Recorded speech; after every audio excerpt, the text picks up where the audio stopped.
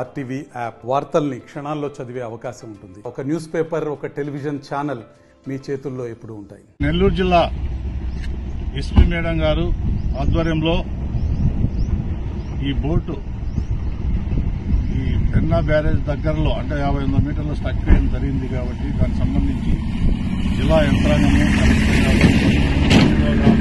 అదే ఎన్డీఎఫ్ వారు, ఎస్డీఎఫ్ వారు, అదేవిధంగా మన సోమశిల చైర్మన్ గారు మొత్తం అంతా కలిసి నిన్న మధ్యాహ్నం నుంచి ఆపరేషన్ చేపట్టి ఈరోజు ఆ యొక్క బోటును సురక్షిత ప్రాంతానికి తరలించడమైంది. భవిష్యత్తులో కూడా ఇలాంటి సంఘటన జరుగుతున్న సైక్లోన్ అన్ని జాగ్రత్తలు తీసుకోవాలని చెప్పి అందరికీ సూచించడం జరిగింది.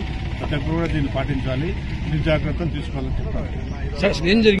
నిన్నటి నుంచి కూడా ఈ యొక్క బోట్ స్టక్ అయిన తర్వాత దాని కలెక్టర్ గారు, జిల్లా ఎస్పీ గారు అందరూ కూడా జిల్లా యంత్రాంగం అంతా కూడా ఇక్కడ రావడం జరిగింది.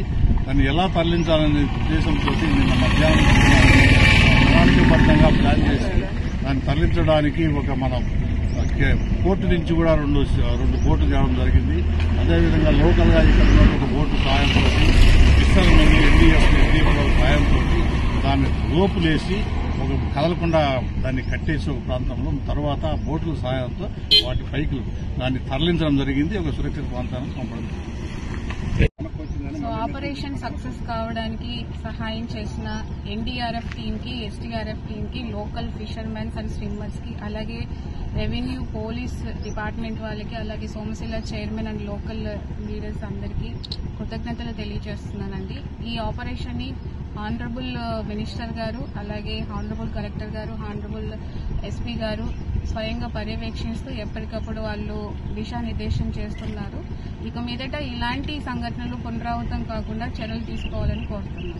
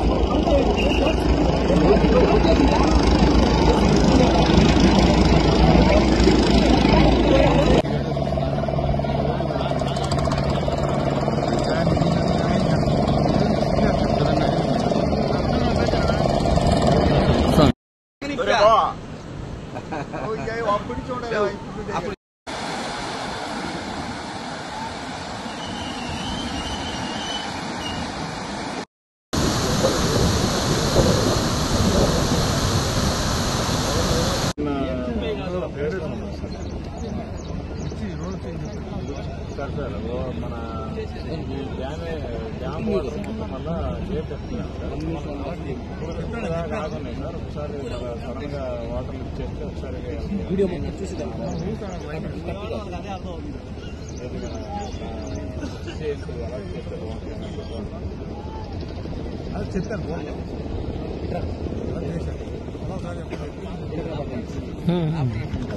సార్ మాట్లాడతాను సార్.